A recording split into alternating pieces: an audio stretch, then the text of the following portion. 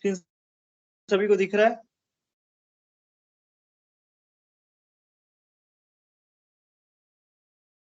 Screen दिख रहा है सभी को? Yes sir. Yes yes sir. Questions आज का पूरा सेशन क्वेश्चंस का ही है। क्वेश्चंस अब तक हम लोगों ने थ्योरी देख लिया है। For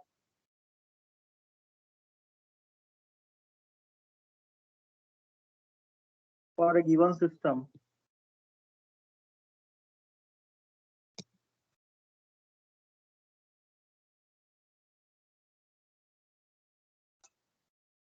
calculate undamped natural frequency omega n, damping ratio that is zeta, damped angular frequency that is omega d, first overshoot time, first undershoot time,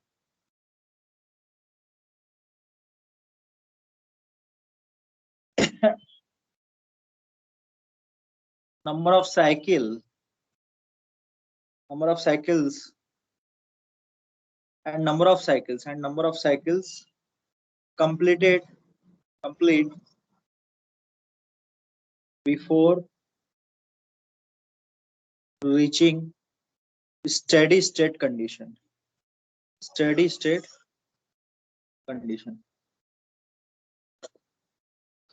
तो आपको जो ट्रांसफर फंक्शन दिया हुआ है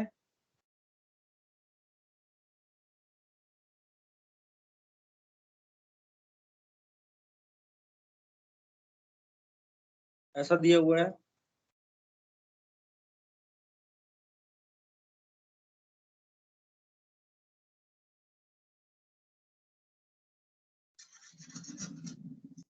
तो आपको क्वेश्चन में क्या बोल रहा है कि जीटा निकालिए, ओमेगा निकालिए, ओमेगा डी निकालिए। तो कहने का मतलब कहीं ना कहीं ये जो है सेकंड ऑर्डर सिस्टम, तभी तो जीटा और ओमेगा सब निकलेगा। ठीक है, तो बस इस सिस्टम को सेकंड ऑर्डर सिस्टम से कंपेयर करना है। तो आप लोग क्या देख रहे हो कि ऊपर जो दिख रहा है दैट इज ये आपका omega n zeta omega d तभी निकलेगा जब सिस्टम क्या होगा, सेकंड ऑर्डर सिस्टम होगा। क्या हो गया?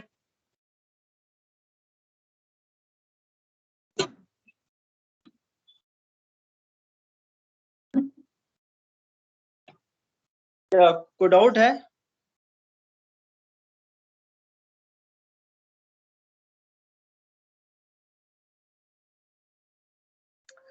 तो सेकेंड ऑर्डर सिस्टम में आपको ये दिख रहा है कि s+1 इंटू s+5, अगर आप इसको देखें तो ये नथिंग बट s² + 6s+5 है।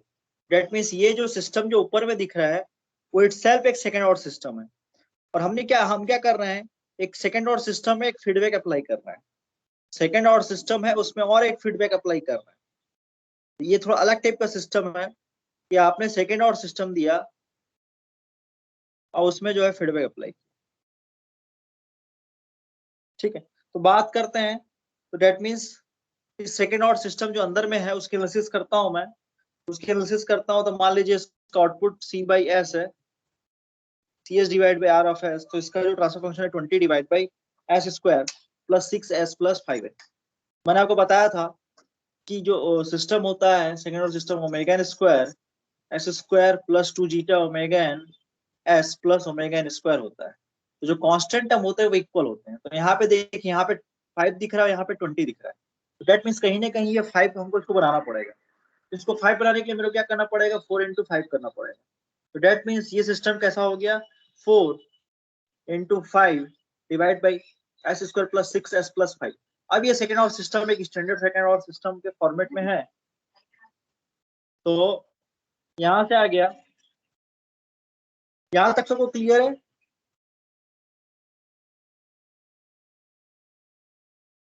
Yes sir. Yes sir.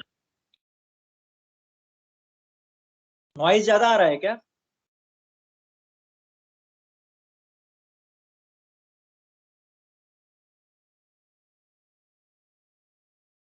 Noise ज्यादा आ रहा है?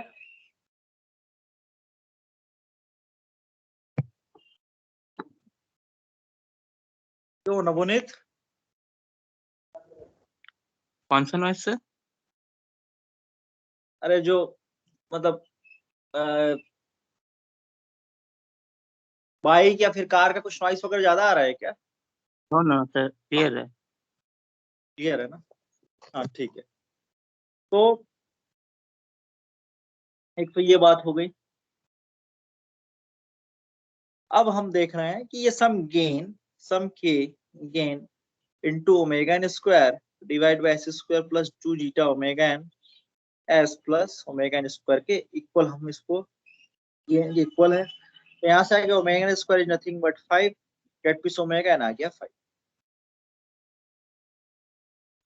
फिर 2 जीटा ओमेगा एन आपको दिख रहा है, कंपेयर करना है तो ये 6 दिख रहा है, और 2 जीटा ओमेगा एन की वैल्यू हमारी आई थी √5 और डिवाइड बाई 2, तो डेट मीन्स जीटा की वैल्यू आ गई, डेट मीन्स 3 डिवाइड बाई √5। तो ये यहाँ से आपका ओमेगा एन की वैल्यू मिल गई, जीटा की वैल्यू। यहाँ तक किसी को डाउट है?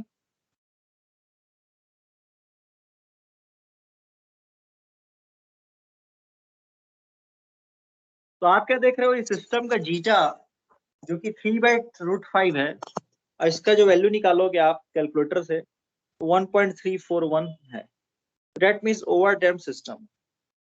तो आप सिस्टम बता सकते हो कि ये कैसा सिस्टम है, over damp system, over damp system.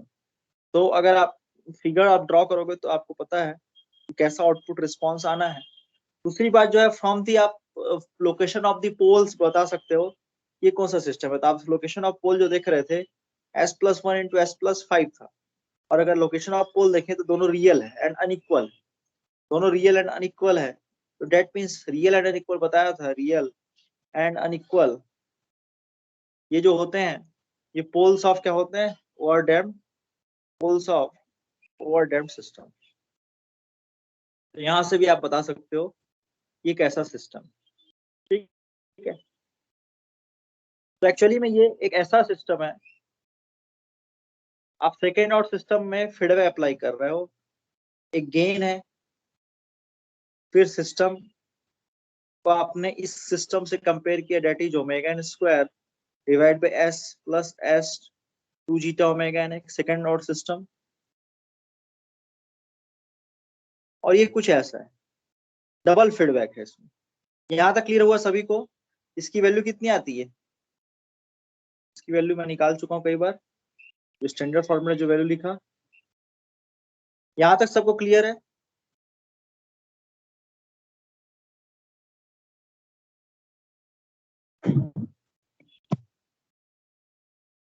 क्यों भाई? Yes sir.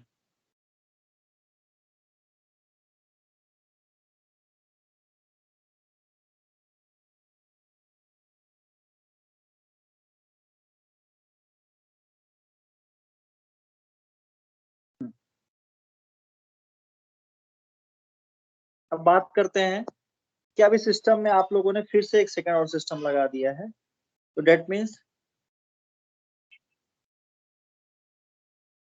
जो क्वेश्चन में आपको दिया हुआ है वो ऐसा दिया हुआ है 20 divide by S+1 into S+5।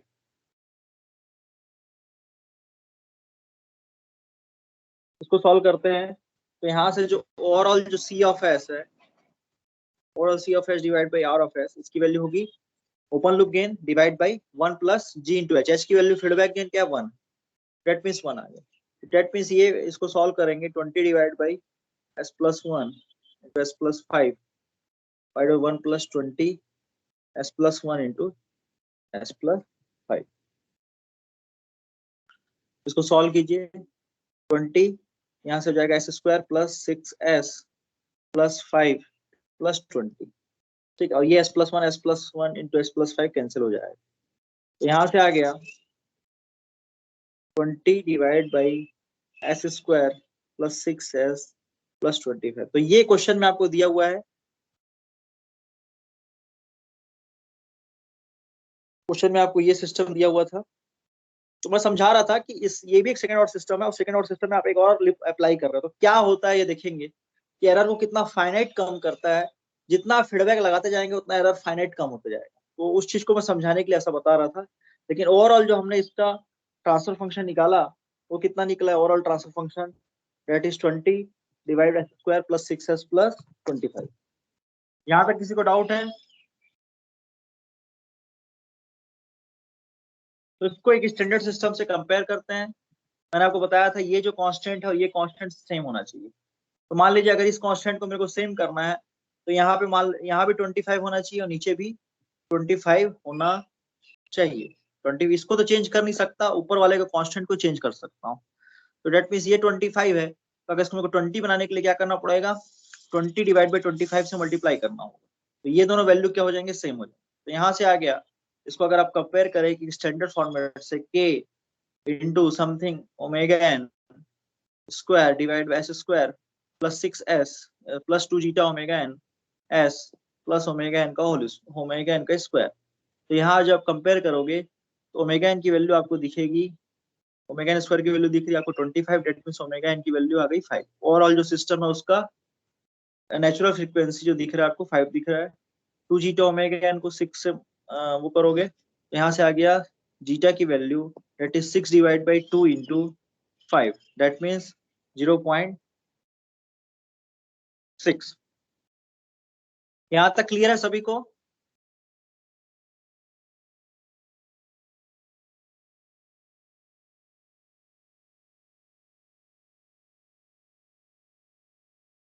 तुम लोगों को क्या हो जाता है, डाउट है? तो मर गए हो क्या? हाँ सर क्लियर है। अगर ऐसा क्या जिंदा रहना है यार जिसमें एक आवाज नहीं निकल रही है, तो समझ में नहीं आता। तो मैं आपको ये समझा रहा था कि ये जो इटसेल्फ, ये जो अंदर का जो सिस्टम है, जो इटसेल्फ एक सेकंड ऑर्डर सिस्टम है, और सेकंड ऑर्डर सिस्टम में आपने फीडबैक अप्लाई किया, सेकंड ऑर्डर सिस्टम में फीडबैक अप्लाई किया, तो जब अंदर का जो सेकंड ऑर्डर सिस्टम उसका आप जो जीटा देख रहे थे वो 1.341 था, 1.341 था, ठीक है। और ओमेगा एन की वैल्यू दिख रही थी आपको √5। ओमेगा डी अगर निकालते, ओमेगा डी यदि निकालोगे, omega d is equal to क्या होता है, omega n √1 minus zeta square.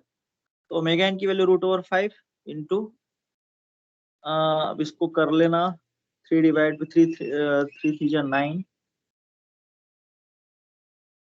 Divide by 5, तो ये 5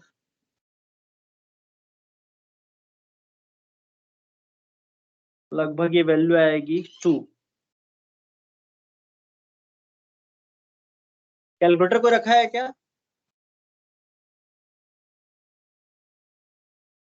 टू आना चाहिए वैल्यू, वैसे तो ये दिख भी रहा है 5 minus 4, that means 4 divide by √5, तो 4 का रूट दैट मीन्स 2 आ गया।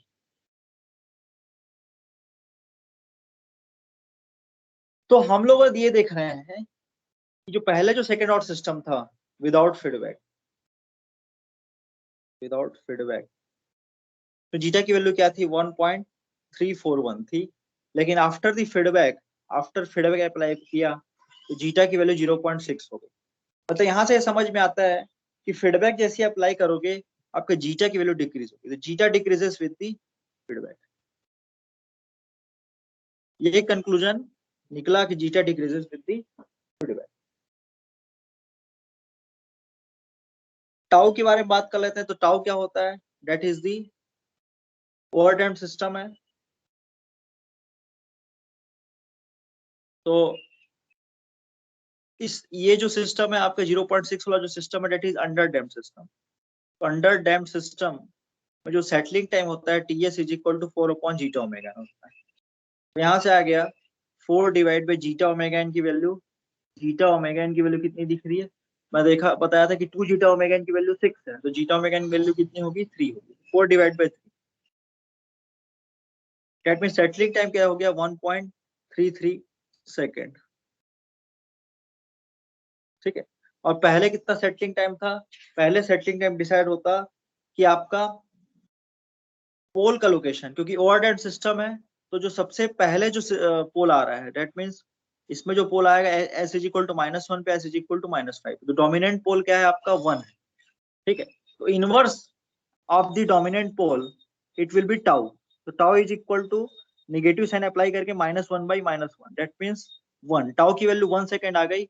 और अगर आप इसका सेटलिंग टाइम निकालोगे तो ts is equal to 4 tau होगा, और 4 tau is equal to 4 second. तो आप क्या देख रहे हो, जब ओवर टाइम सिस्टम था, जब विदाउट फीडबैक था तो सेटलिंग टाइम 4 सेकेंड था, जब विदाउट फीडबैक था तो सेटलिंग टाइम 4 सेकेंड था।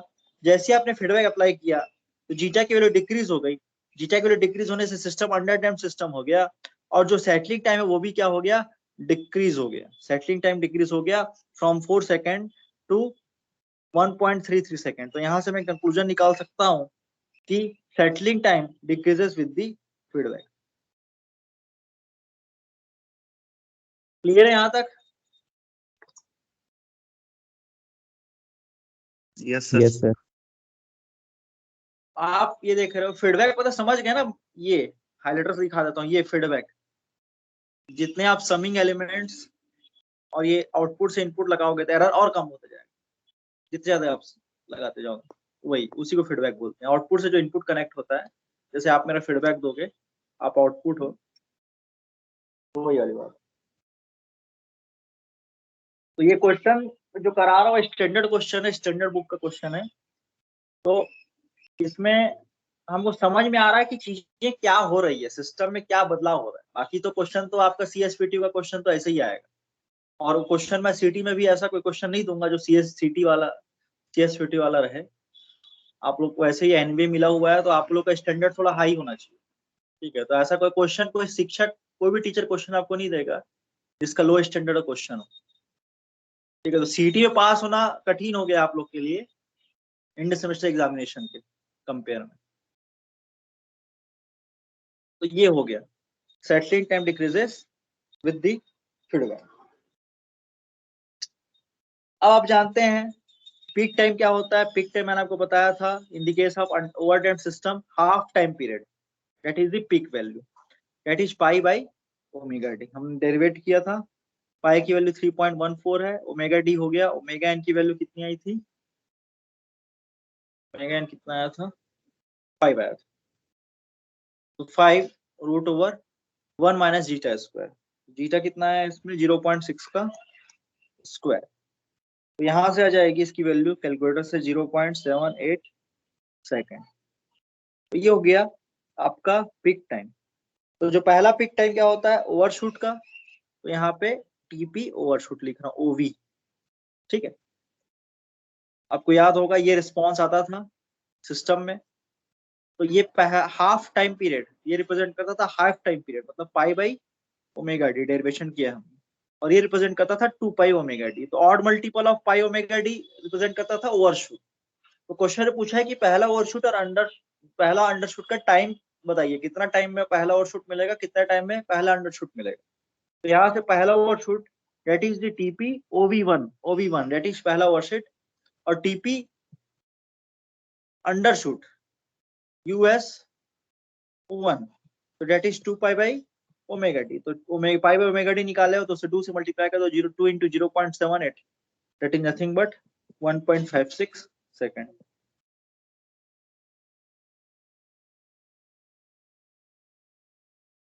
यहाँ तक किसी को डाउट है भाई?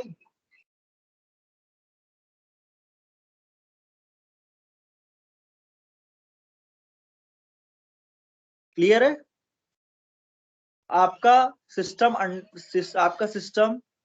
दैट इज जीटा के लिए 0.6 निकला है, that means under damped system है। तो अंडर डैम्प्ड सिस्टम का हम लोग हमेशा टीपी निकालते थे, that is the overshoot time and the undershoot time, ठीक है।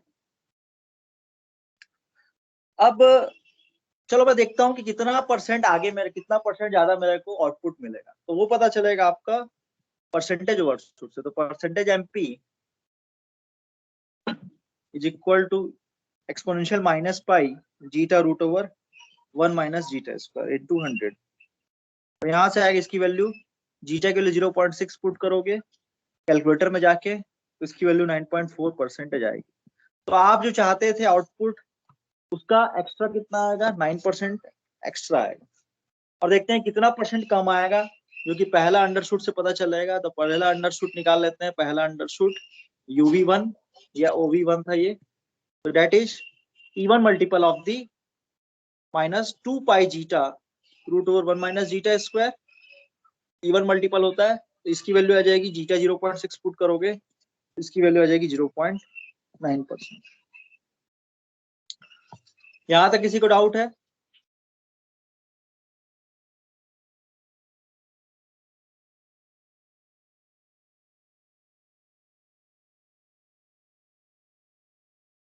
मेरे ख्याल से बताओ यार।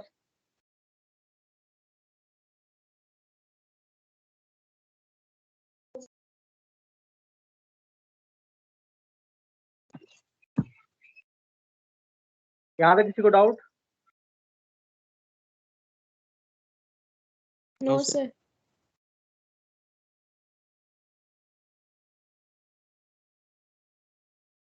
अब मैं इसका जो है ग्राफ बना के दिखा रहा हूं आपको, इसका ग्राफ कितना कैसा होगा। तो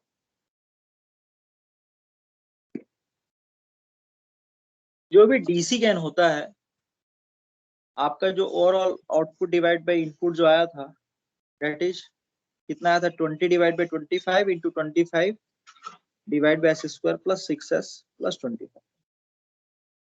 ठीक है, तो आपका जो डीसी गेन था, एक्चुअली में डीसी गेन, ठीक है, k इंटू जो स्टैंडर्ड वैल्यू है omega n square divide by s² plus 6s plus omega n square.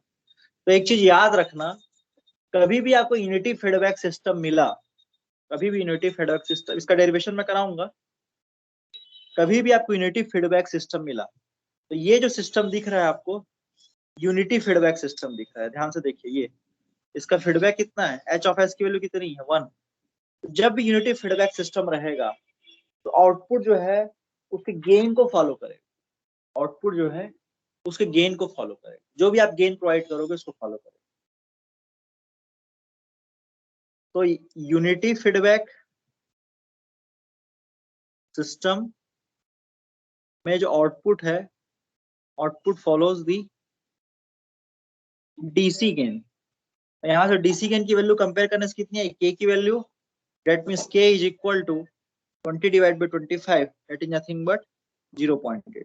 ठीक, तो आउटपुट किसको फॉलो करता है, डीसी गेन को। डीसी गेन क्यों बोल रहा हूँ, यहाँ पे एस की वैल्यू 0 पुट कर दीजिए, एस की वैल्यू इस सिस्टम में s is equal to 0 put कर दीजिए। तो जब s is equal to 0 put करोगे, तो ये वैल्यू 20 डिवाइड बाय 25 आएगी, और जो कि डीसी गेन है। डीसी गेन मतलब एस की वैल्यू 0, एस की वैल्यू 0 मतलब जे ओमेगा की वैल्यू 0, दैट मींस फ्रीक्वेंसी की वैल्यू 0, या 2 pi F is equal to 0, that means F is equal to 0। तो एफ इज इक्वल टू 0 क्या बताता है, डीसी, इसलिए इसको डीसी गेन कहा जाता है। तो जब भी यूनिटी फीडबैक सिस्टम आप बनाओगे, ठीक है, आप जब भी यूनिटी फीडबैक सिस्टम बनाओगे, तो जो आउटपुट है वो डीसी गेन को फॉलो करेगा।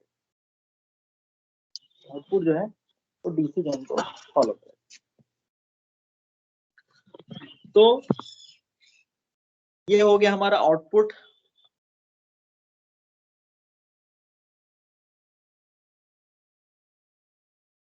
डीसी गेन को फॉलो करता दिखना चाहिए, दैट मींस 0.8। ठीक है, आपको जो एक्स्ट्रा मिला है, एक्स्ट्रा जो आउटपुट मिल रहा है वो 0.8 प्लस 0.8 का 0.9%। पहला जो ओवरशूट मिला है 9.4% मिला है। ठीक है, 9.4%, तो 9.4% एक्स्ट्रा आ रहा है, तो 0.48 का 9% एक्स्ट्रा आएगा, ओवरऑल कितना आएगा 0.8 प्लस इसकी वैल्यू 0.075 आएगी, तो डेट मींस ये वैल्यू आएगी 0.87। तो एक्स्ट्रा कितना आ रहा है, 0.87 आउटपुट। तो ये एक्स्ट्रा जो आएगा कहां तक जाएगा, 0.87 तक जाएगा। तो ये फिगर को ड्रॉ करने का तरीका है। ये हो गया आपका 0.87। तो एक्स्ट्रा कितना है आपका 9.4% एक्स्ट्रा एम्पलीट्यूड आपको दिख रहा है। ये चीज क्लियर हुआ कि नहीं। और इसी तरीके से बात करें पहला अंडरशूट की, तो 0.8 आना चाहिए था, लेकिन 0.8 नहीं आया। कितना कम आया, पहला अंडरशूट की वैल्यू आई थी 0.9%, तो इतना कम आया। 0.9% अगर आप कम करेंगे तो बहुत स्मॉल वेरिएशन दिखेगा आपको, 0.792, 0.792। तो ये हो गया आपका 0.792। इस तरीके से पहला पिक टाइम आपको मिला था 7.8 सेकेंड में या 0.78 सेकेंड में। पहला अंडरशूट मिला था हमको 1.56 सेकेंड में। आपका सेटलिंग टाइम जो आया है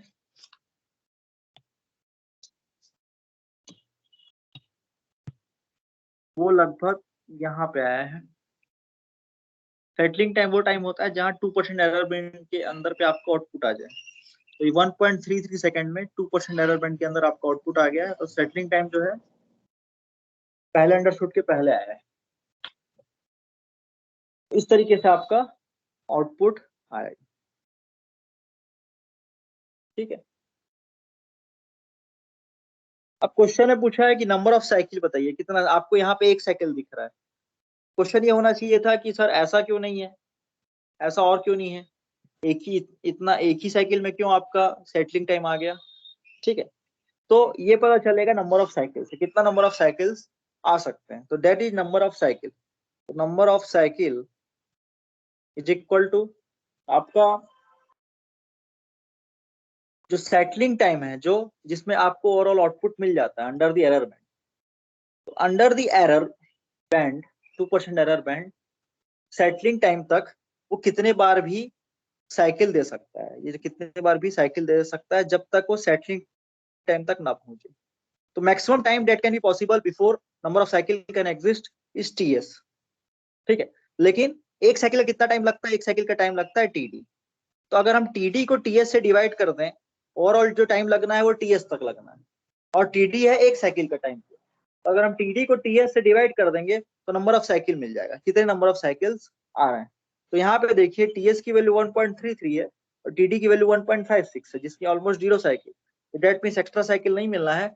तो जीरो साइकिल तो नहीं बोलूंगा, इसकी वैल्यू 0 पॉइंट समथिंग आएगी और इसको हम लोग बोलेंगे एक साइकिल। एक साइकिल पॉसिबल। अगर इसकी वैल्यू 1 पॉइंट समथिंग आती है तो मैं बोलता 2 साइकिल पॉसिबल। ठीक, इसकी वैल्यू 2 पॉइंट समथिंग आती, 2.4 आ जाती तो मैं बोलता 3 साइकिल पॉसिबल। तो क्लियर हुआ कि नहीं हुआ।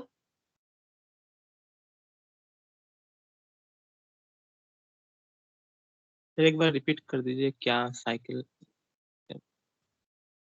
देखो मैंने बताया था ना कि ट्रांजिएंट रीजन में एक ऑक्सीलेशन होता है, कई सारे साइकिल्स ट्रांजिएंट रीजन में ही मिलेंगे।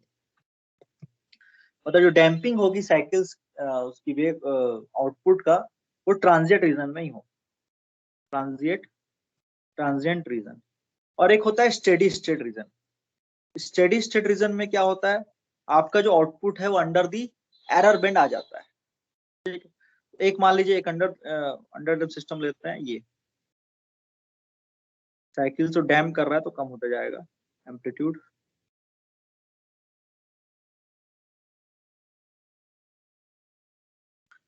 ठीक है,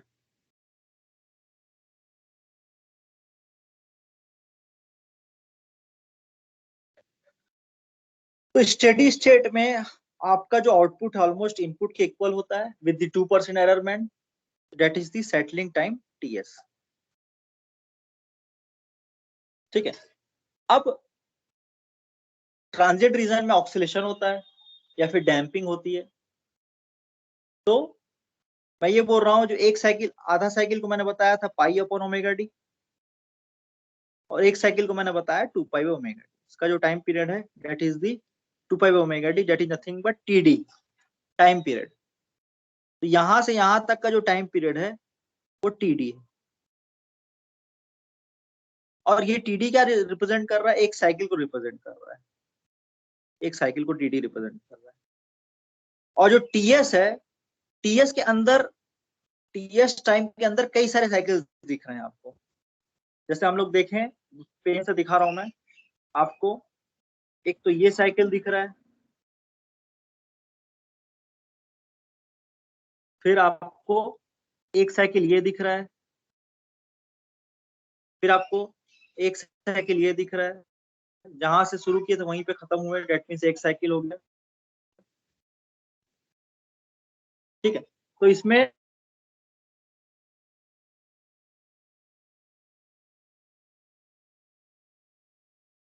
टीएस टाइम के बाद कोई भी ऑक्सीलेशन नहीं होगा, टीएस टाइम के बाद कोई भी ऑक्सीलेशन नहीं होगा, क्योंकि वो स्टेडी स्टेट रीजन, वहां पे output is equal to input है, almost output is equal to input है विद दी 2% एरर बैंड। ठीक है, उसके बाद कोई भी ऑक्सीलेशन नहीं होना है, जो ऑक्सीलेशन होना है ट्रांजिट रीजन में होना है। तो मैक्सिमम जो टाइम है जिसके अंदर ऑक्सीलेशन हो सकता है वो टीएस है। और एक साइकिल को कितना समय लग रहा है, एक साइकिल को समय लग रहा है टीडी समय। तो अगर मैं टीडी और 3 टीडी को मिलाऊं तो मेरे को क्या दिख रहा है, एक टीएस मिल रहा है। एक टीडी, एक साइकिल, दूसरा साइकिल का दूसरा टीडी, तीसरा साइकिल का तीसरा टीडी समय, तीनों को जब मिला रहा हूं तो एक सेटलिंग टाइम मिल रहा है। तो मैं यहां से कह सकता हूं कि अगर मैं टीएस को 3, यहाँ इस फिगर से आपको दिख रहा है,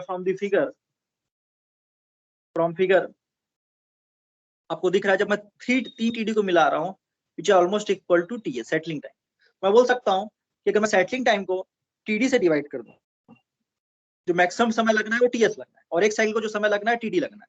तो एक साइकिल का समय और मैक्सिमम समय को यदि आप डिवाइड करोगे तो नंबर ऑफ साइकिल मिल जाएगा, और यही क्या है आपका नंबर ऑफ साइकिल। यहीं से मैं ये लिखा कि नंबर ऑफ साइकिल क्या होगा, टीएस डिवाइड बाई टीडी होगा। क्लियर है? तो इसकी वैल्यू यहाँ पे देखिए 1.33 डिवाइड बाई 1.56 है, विच इज ऑलमोस्ट लगभग 0 पॉइंट समथिंग आएगा। तो 0 point something nothing but 1 cycle.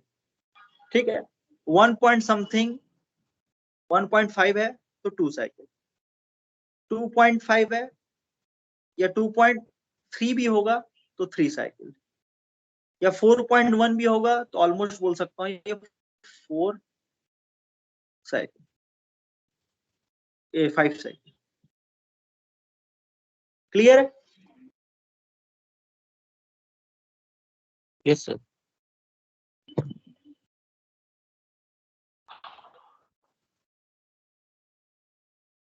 तुम लोग डाउट पूछ लिया करो, मेरे को अच्छा लगता है डाउट पूछते हो तो। ऐसा अभी एक क्वेश्चन हम लोग हुआ है, अभी 30 मिनट 40 मिनट निकल गए, तो इस तरीके से हम लोग फिगर ड्रॉ कर सकते हैं किसी भी ऑर्डर सिस्टम। तो जो पहले जो सेकेंड ऑर्डर सिस्टम था,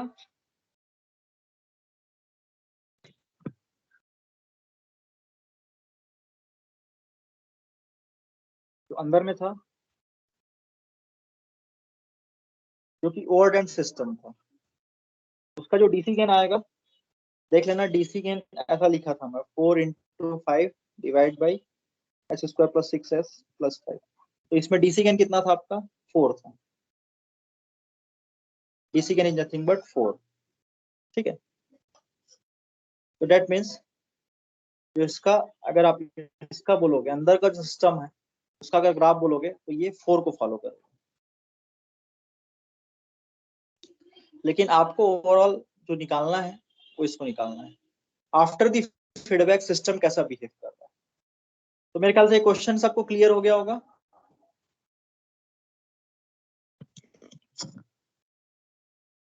यस सर।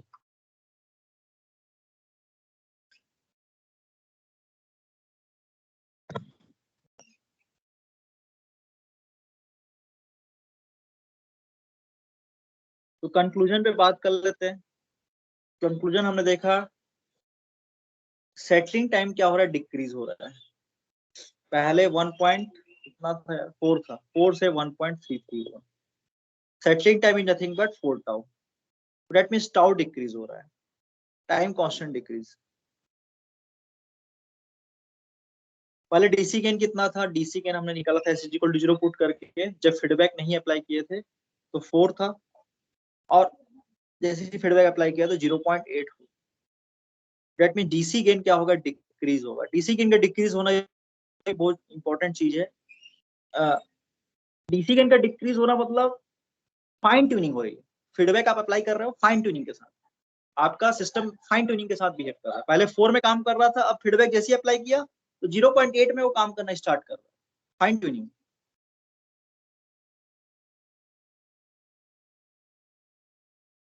ठीक है, तो डीसी गेन डिक्रीज हो रहा है। अच्छा, रिस्पॉन्स इंक्रीजेस। रिस्पॉन्स इंक्रीजेस का मतलब क्या होता है कि पहले स्लो रिस्पॉन्स था, पहले ओवरडैम्प्ड सिस्टम था, बिफोर द फीडबैक ओवरडैम्प्ड सिस्टम था। अब क्या हो गया, ओवरडैम्प्ड सिस्टम से अंडरडैम्प्ड सिस्टम हो गया, अंडरडैम्प्ड सिस्टम हो गया। पहले जीटा की वैल्यू 1.341 थी, अब जीटा की वैल्यू 0.8 हो गई विद द फीडबैक। तो दैट मींस जो ओवरडैम्प्ड स्लो सिस्टम होता है और अंडरडैम्प्ड उससे फास्ट होता है। तो आप क्या देख रहे हो, कंपेयर टू ओवरडैम्प्ड ये फास्ट होता है। सबसे फास्टेस्ट तो आपका क्रिटिकल डैम्पिंग होता है, जिसमें जीटा इज इक्वल टू 1 होती है। तो आपका रिस्पॉन्स इंक्रीज कर रहा है। रिस्पॉन्स इंक्रीज करना मतलब फास्ट रिस्पॉन्स, रिस्पॉन्स इंक्रीज मतलब फास्ट रिस्पॉन्स। अच्छा, स्टेडी स्टेट एरर की बात करें, स्टेडी स्टेट एरर आप देखे होंगे, मैं कल समझाया था। स्टेडी स्टेट एरर या तो a बाई 1 प्लस KP होगी, अगर आप यूनिट स्टेप दोगे, यूनिट रैंप दोगे तो a बाई KV होगी, या फिर a बाई KA होगी। ठीक है, तो KP की वैल्यू क्या आती थी जब आप वो देते थे यूनिट स्टेप, यूनिट रैंप में KV की वैल्यू K, और पैराबोलिक में KA की वैल्यू K। तो आप क्या देख रहे हो, जो स्टेडी स्टेट एरर है वो inversely proportional to gain, inversely proportional to gain. मतलब आप ये देख रहे हो कि जैसे ही आपने देखा कि डीसी गेन की वैल्यू डिक्रीज हो रही है सिस्टम में फीडबैक अप्लाई करने से, तो डीसी गेन की वैल्यू कम होगी, डीसी गेन की वैल्यू कम होगी, लेकिन स्टेडी स्टेट एरर क्या होगा, इंक्रीज करेगा। स्टेडी स्टेट एरर क्या होगा। तो यहां तक किसी को डाउट?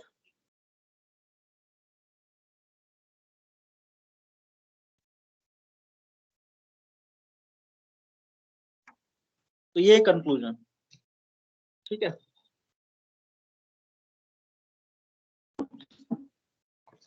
यस तो दिक्कत,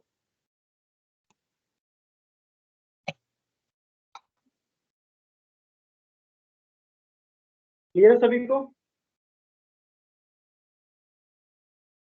यस सर। Yes, sir. तो चीजें क्लियर हो रही कि नहीं हो रही आप लोग को? एक आध दो क्वेश्चन और देख लेते हैं, इसका क्लास किस की है अपनी? सर की बोल रहे हैं।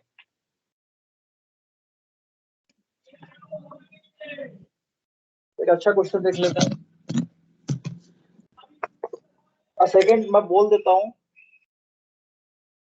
सेकंड ऑर्डर अंडर डैम्पिंग मतलब जीटा 0 to 1, लिख नहीं रहा हूँ, having percentage overshoot, percentage MP दिया हुआ, ओवरशूट दिया हुआ है, दैट इज ओवी दिया 15%, and the settling time is TS की वैल्यू दी हुई है 5 second. Input to this system is given, R of T जो आप इनपुट दे रहे हो वो 2 UT माइनस 1 UT माइनस 1 है। यू कहें 2 UT, 1 को नहीं लिखते तो UT माइनस 10। तो यूनिट स्टेप कॉम्बिनेशन दे रहा हूं मैं आप, calculate its output response, calculate its output response and plot its output graph. Plot its output, engineering services का क्वेश्चन है, plot its output plot। तो आपका क्वेश्चन सीधा सीधा क्वेश्चन में दिया है, सॉल्यूशन के पे चर्चा कर लेते हैं कि एक तो ओवरडैम्प्ड सिस्टम क्या है, क्रिटिकल डैम्प, सॉरी क्रिटिकल नहीं, अंडर डैम्प सिस्टम है। फिर परसेंटेज एमपी भी दिया हुआ है 15%।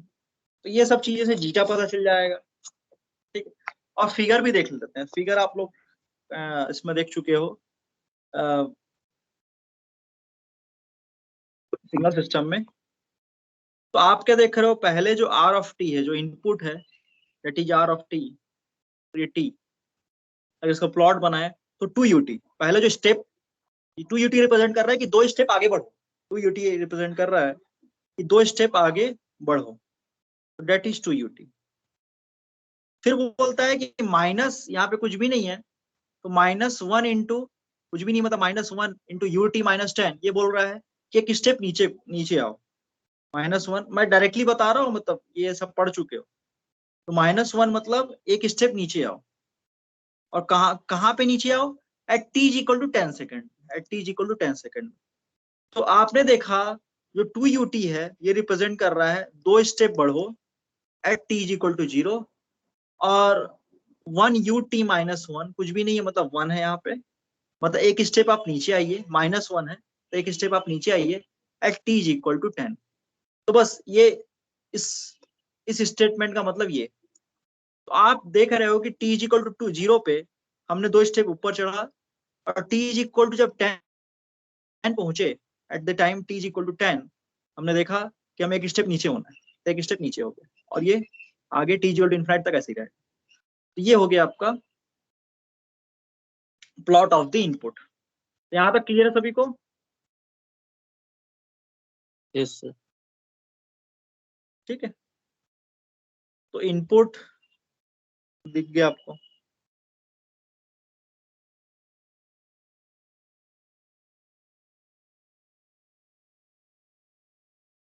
अब इसको थोड़ा ब्रेक में एनालिसिस करते हैं कि कैसा बिहेव कर रहा है। तो अगर हम लोग देखें, पहला यूनिट स्टेप रिप्रेजेंट कर रहा है कि आप चाहते थे कि आपका जो आउटपुट है वो 2 यूनिट तक का फॉलो करे, ठीक। और सेकंड में आपने आपने जैसे t इक्वल टू 10 सेकंड में आपने -1 का इनपुट दे दिया, तो आप ये चाह रहे हो कि जो आपका आउटपुट है 1 यूनिट को फॉलो करे। इसका मतलब ये हुआ आप कंट्रोल दे रहे हो, आप इनपुट से कंट्रोल कर रहे हो चीजों को। आप बोल रहे हो कि जो आउटपुट है 2 यूनिट तक को फॉलो करे, पहले वाले केस में, पहले हाफ में t इक्वल टू 10 से पहले, और t इक्वल टू 10 से ज्यादा में आप बोल रहे हो कि भाई मैं अब 2 यूनिट से फॉलो नहीं करना चाहता, मैं 1 यूनिट तक फॉलो करेगा।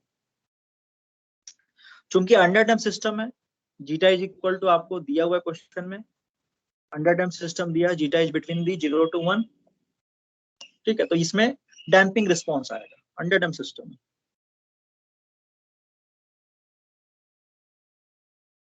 जीटा इज बिटवीन 0 to 1 मतलब डैम्पिंग रिस्पॉन्स।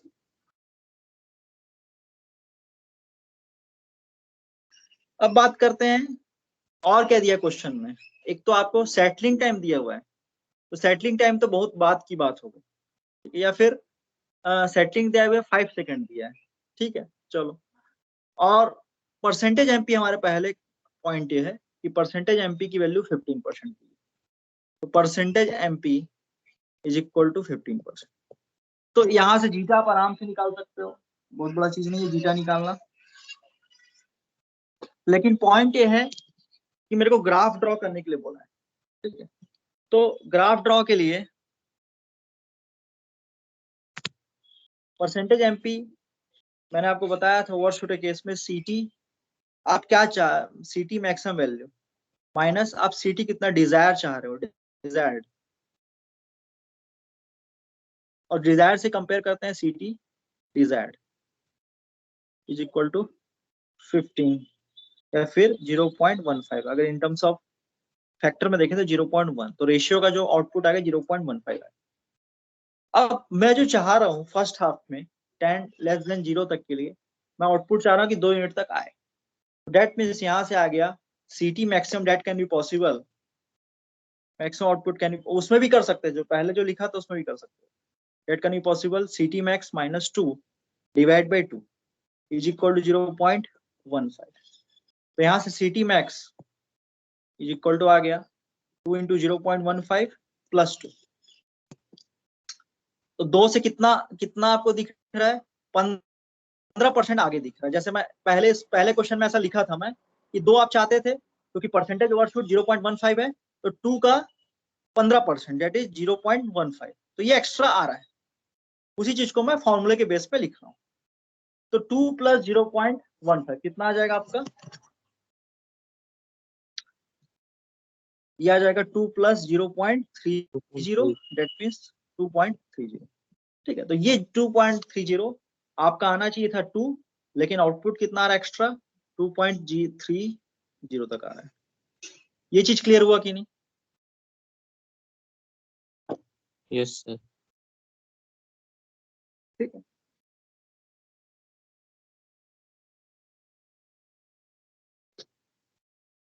अच्छा, अब आप देख रहे हो कि इस क्वेश्चन में सेटलिंग टाइम दे दिया है इस क्वेश्चन में सेटलिंग टाइम दे दिया 5 सेकेंड, मतलब 5 सेकेंड में ये 2% एरर बैंड के अंदर आ जाएगा। आपका सिस्टम का जो रिस्पॉन्स है वो 2% एरर बैंड के अंदर आ जाएगा। तो डेट मीन्स अगर t is equal to 10 second तक मैं देखूं इस सिस्टम को,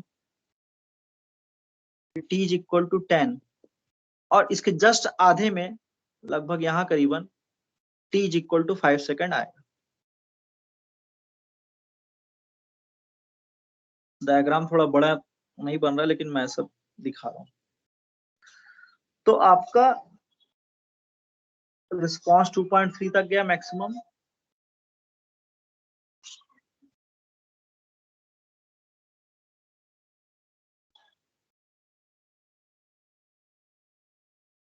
तो आप यहां से जो देख रहे हो, यहाँ पे अपने आंख से देख रहे हो, ये अंडर 2% एरर बन रहा है। यहां तक क्लियर हो सभी को ग्राफ?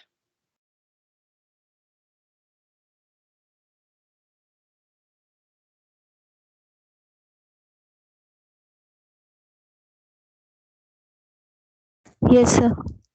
ठीक है। तो आप ये देख रहे हो कि 5 सेकेंड के बाद सिस्टम क्या हो रहा है, सेटल हो रहा है। आप कोई भी इनपुट दो तो 5 सेकेंड के बाद अंडर 2% बैंड आ जाएगा। तो इसका मैं आगे का डायग्राम यदि बनाऊं, आगे का डायग्राम बनाऊं तो ये अगले 5 सेकेंड तक कांस्टेंट आउटपुट देगा क्योंकि स्टेडी स्टेट रीजन में आ चुका है। और फिर आपने चीजों को ब्रेक कर दिया, आपने t 10 सेकेंड में फिर से एक यूनिट स्टेप इनपुट अप्लाई कर दिया। ठीक है, तो चीजें ब्रेक होंगी और फिर से ये अंडर डैम सिस्टम है तो ऑक्सीलेट करके आफ्टर दी 5 सेकेंड, मतलब 10 + 5 मतलब 15 सेकेंड, ये 5 सेकेंड बाद फिर वो सिस्टम स्टेडी स्टेट रीजन में चल देगा। तो डेट मीन्स ये 15 सेकेंड में फिर से स्टेडी स्टेट में। तो ये इसका फिगर होगा। ये चीज आपको क्लियर हो रहा है कि नहीं? आउटपुट का प्लॉट। Yes sir. ये क्वेश्चन पूछा था, और क्या पूछा है? Calculate its output response. Calculate its output response मतलब आउटपुट निकालिए। आउटपुट रिस्पॉन्स मतलब आउटपुट निकालिए। तो आप जानते हैं एक्सप्रेशन ऑफ आउटपुट निकालने बोल रहा है, तो ये बहुत थोड़ा सा सिग्नल सिस्टम वाला चीज है। आप जानते हैं कि जैसी मैं AUT देता था तो आपका आउटपुट आता था A1 minus exponential minus zeta omega n into t divide by √1 minus zeta square sine omega dt plus 5, ये आता था। तो A अभी क्या हो गया, A के जगह 2UT हो गया, A के जगह 2UT हो गया। तो यहाँ पे A की जगह क्या जाएगा, 2UT। बस सिंपल सा हो गया। फिर आप जो सेकंड जो दे रहे हो माइनस UT माइनस 10 दे रहे हो। तो अगर आप इनपुट को by the factor of 10 shift करोगे तो output he by the factor of 10 shift होगा। तो कहने का मतलब जो आउटपुट आएगा इन दिस केस, यहाँ पे A की वैल्यू -1 होगी, तो -1 exponential 1 minus e square minus zeta omega n, और t जो है शिफ्ट होगा by the factor of 10 t minus 10 square root of 1 minus zeta square omega sine omega d, t भी t माइनस 10 के साथ शिफ्ट हो गया, t माइनस 10 सेकेंड आगे पहुंच गया प्लस 5। ये क्लियर हुआ सभी को?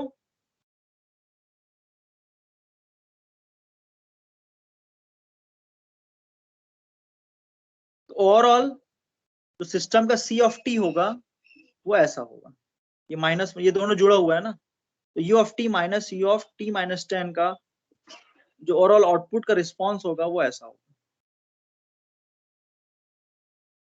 आप इनपुट में जितना चेंज करोगे, जितना टाइम डिले करोगे, उतना ही आउटपुट में डिले होगा।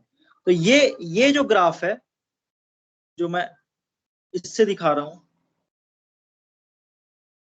ये जो ग्राफ है ये वाला graph, t is equal to 10 second से पहले वाला, और ये जो ग्राफ है t is equal to 10 second के बाद वाला, ये एग्जिस्ट करेगा, बाकी ये जीरो हो जाएगा। तो ये वाला है। क्लियर हो गया सभी को?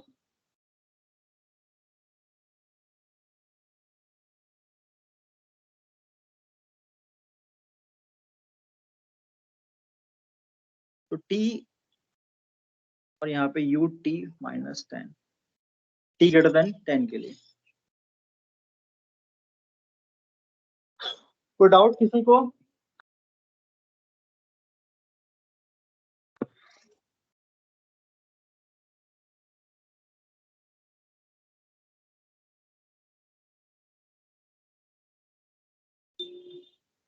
तो डाउट है भाई, बताओ। No sir. ठीक है, तो आप u ऑफ t दे रहे थे, तो देखिए आप इस सिस्टम में t is equal to 0 put करेंगे, तो ये वाला फिगर काम नहीं, ये वाला सिस्टम एग्जिस्ट नहीं करेगा, क्योंकि t is equal to system t is equal to 0 पे आपने u ऑफ t माइनस 10 दिया ही नहीं। जैसे u t is equal to 11 हुआ या फिर 10 हुआ, तो आपने input u of t minus 10 दिया, तो ये रिस्पॉन्स आना स्टार्ट होगा, ये वाला, which is shifted by 10 second. इसको निकाल लेना, आप जानते हो सेटलिंग टाइम होता है रिस्पॉन्स 4 बाई जीटा ओमेगा। ठीक है, जीटा की वैल्यू कहां से निकालोगे? 0.15 एक्सपोनेंशियल परसेंटेज एमपी से, तो ये आ जाएगा जीरो, जीटा की वैल्यू 0.5 आएगी। ठीक है, फिर सेकंड और सिस्टम से कंपेयर करोगे,